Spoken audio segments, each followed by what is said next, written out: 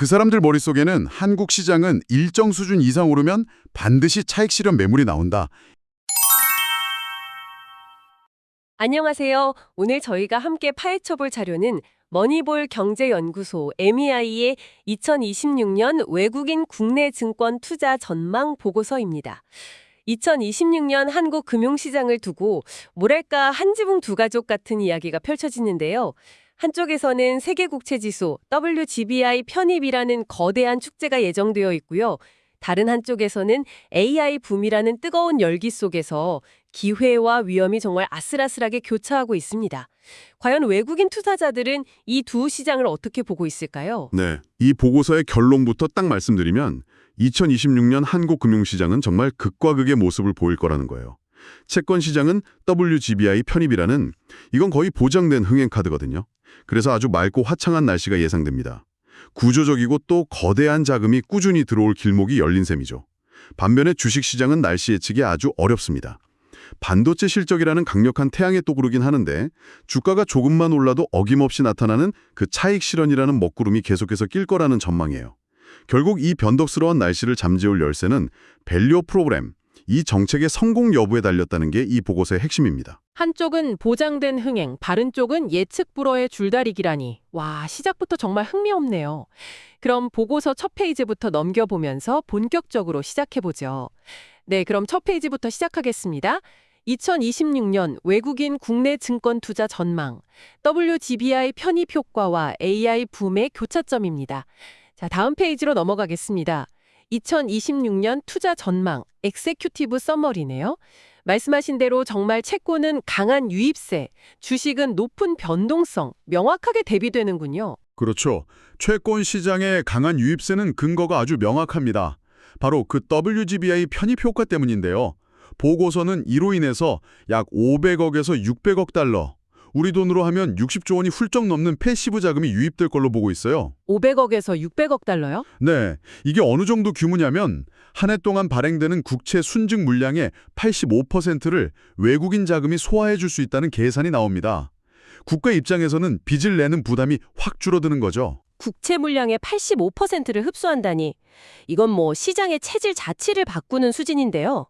그런데 주식시장은 왜 이렇게 전망이 다른 걸까요? 높은 변동성이라는 말은 결국 오르락 내리락, 투자자들 속을 태울 거란 얘기잖아요. 바로 그 점이 핵심이죠. 보고서 분석을 보면요. 반도체 수출이 아무리 잘 나와도 일단 주가가 확 오르면 외국인들은 일단 팔고 보자. 이 심리가 강해진다는 거예요. 이게 늘 반복됐던 패턴이거든요. 그래서 보고서는 정부의 밸류업 프로그램이 정말 중요하다고 강조를 합니다. 이게 그냥 구호로 끝나는 게 아니고 배당을 파격적으로 늘린다거나 자사주를 확실하게 소각하는 것처럼 주주들한테 실질적인 이익이 돌아가는 모습을 보여줘야만, 그래야만 외국인들이 단타가 아니라 장기적인 관점에서 한국 주식을 담기 시작할 거라는 분석입니다. 들어보니까 이런 상반된 흐름이 갑자기 나타나는 게 아니라 이미 그 전부터 시작되고 있었군요. 보고서 다음 페이지 넘겨보겠습니다. 2025년 시장 동향, 채권 매수, 주식 매도. 이걸 보면 알 수 있겠네요. 맞습니다. 2025년에 이미 외국인들은 채권을 63조 2천억 원이나 순매수했어요. 역대 두 번째로 큰 규모였죠. 반대로 주식은 6조 7천억 원을 순매도했고요. 재밌는 건 채권엔 주로 만기가 긴 중장기 국채 중심으로 샀다는 건데요. 이건 단기 투자가 아니라 길게 보고 들어온 안정적인 자금이란 뜻이거든요. 잠깐만요. 근데 그 부분이 좀 이상하게 들립니다. 2025년에 AI 붐에 대한 기대로 코스피가 76%나 급등했다고 나오는데 정작 AI 붐 때문에 자금이 빠져나갔다는 건 좀 모순 아닌가요? 외국인들은 그냥 이걸 단기 테마로만 이용했다. 이렇게 봐야 하나요? 아주 날카로운 지적이세요. 바로 그게 한국 주식시장의 딜레마를 보여주는 대목입니다. 외국인 투자자들은 한국의 AI 반도체 기술력 자체는 높이 평가해요. 그래서 주가 오를 때 같이 투자를 하죠. 하지만 그 사람들 머릿속에는 한국 시장은 일정 수준 이상 오르면 반드시 차익 실현 매물이 나온다. 이 과거 데이터가 딱 각인되어 있는 거예요. 학습 효과 같은 거군요. 그렇죠. 그래서 주가가 충분히 올랐다고 생각되면 장기적인 성장 가능성을 믿고 더 기다리기보다는 내가 먼저 팔아서 수익을 챙기는 게 이득이다. 이렇게 판단하는 경향이 강한 거죠. 뭐 보고서는 그래도 대만이나 인도에 비하면 유출 규모는 제한적이었다. 이렇게 덧붙이긴 했습니다. 그렇군요. 시장의 오랜 파턴과 불신이 기회를 발목 잡는 형국이네요.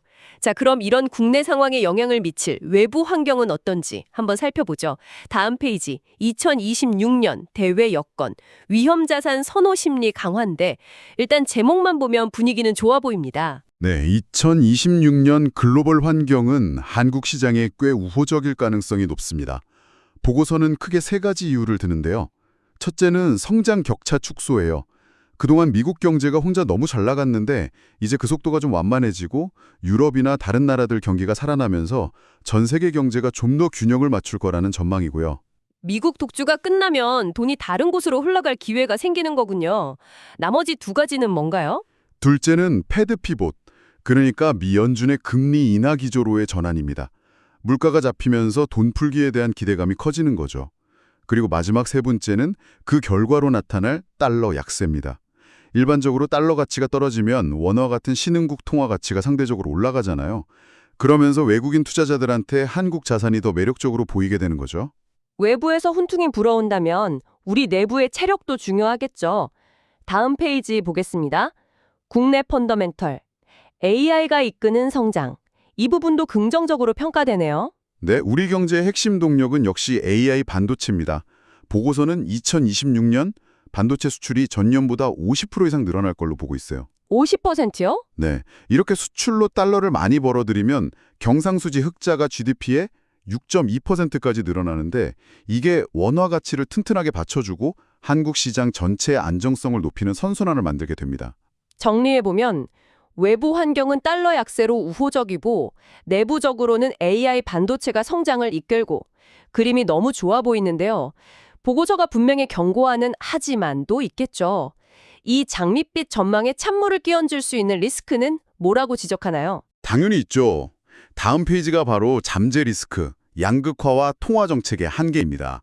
첫 번째 리스크는 통화 정책의 한계예요. 미국은 금리를 내릴 분위기인데 우리는 1,000조가 넘는 가계부채나 환율 방어 문제 때문에 섣불리 금리를 못 내리거나 내리더라도 시장 기대보다 훨씬 소극적일 수 있다는 거죠. 금리 인하에 대한 기대가 꺾이면 투자 심리가 위축될 수 있겠군요. 다른 리스크들은요? 두 번째는 K자형 회복, 그러니까 내수 부진에 덧칩니다.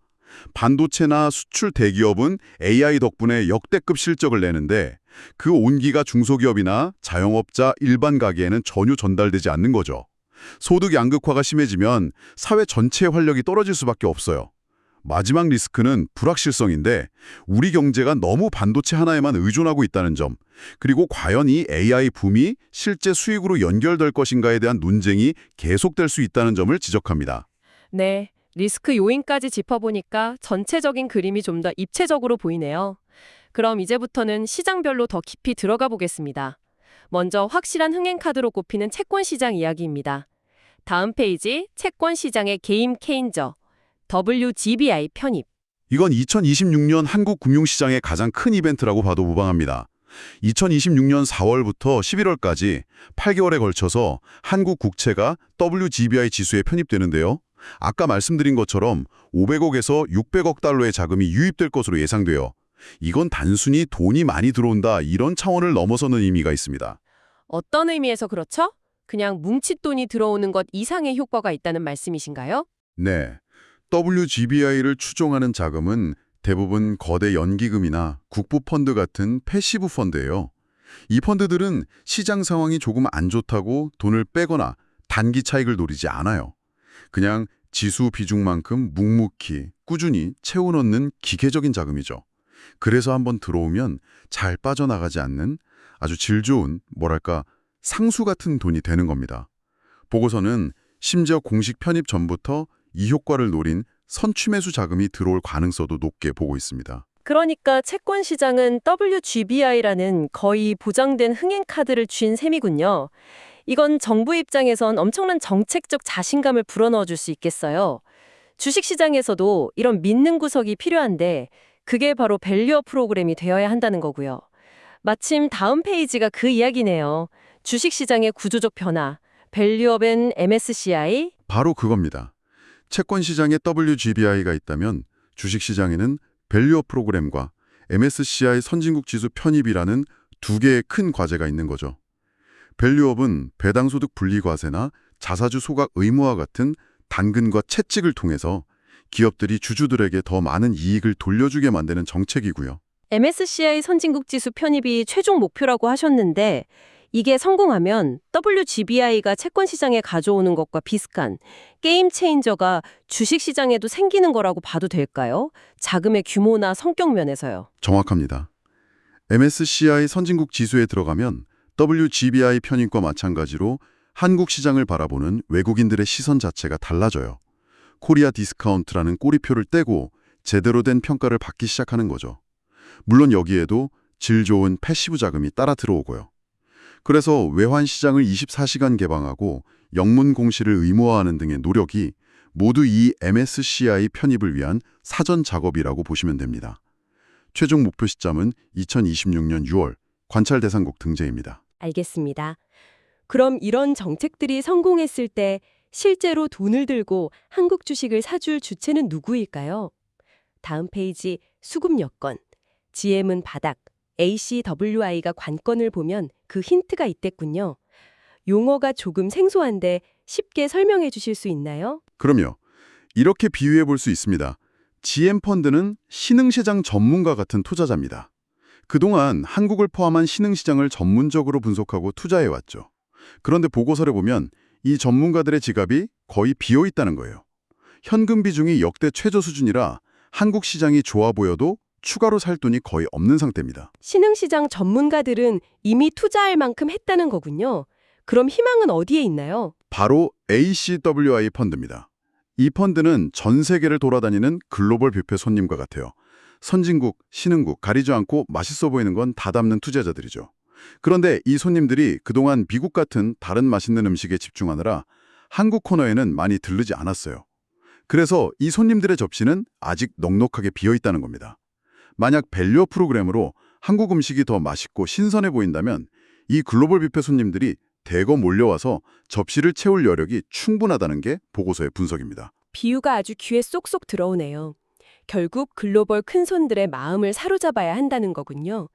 하지만 이 큰손들을 망설이게 하는 한국 주식시장의 오랜 유령이 있죠. 다음 페이지입니다. 핵심 리스크, 차익 실현의 반복. 솔직히 이 부분을 읽으면서는 좀 씁쓸하더라고요. 보고서는 2005년에서 2007년, 그리고 2020년에서 2021년처럼 시장이 뜨거워졌던 시기를 정확히 짚어내요. 그리고 그때마다 외국인들은 예외 없이 마치 약속이나 한 것처럼 대규모 매도로 대응하면서 차익을 챙겨나갔다는 패턴을 보여줍니다. 20년 가까이 똑같은 패턴이 반복된다는 건 한국 시장의 체질이 근본적으로 변하지 않았다는 방증이니까요. 왜 유독 한국 시장에서 이런 패턴이 강하게 나타나는 걸까요? 그 메커니즘을 보면요. 보통 국내 기관이나 개인 투자자들이 가즈아를 외치면서 시장을 뜨겁게 달구는 경향이 있어요.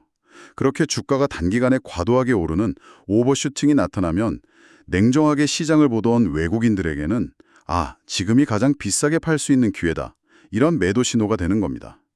보고서는 2026년에도 반도체에 대한 기대로 주가가 과열될 경우 이 유령 같은 차익 실현 매물이 어김없이 나타나 시장의 발목을 잡을 가능성이 높다고 강하게 경고하고 있습니다. 자, 그럼 이제 이 복잡한 상황들을 정리해 볼 시간입니다.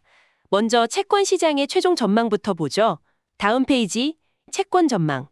구조적 순유입입니다. 네, 채권 시장의 결론은 아주 명쾌합니다.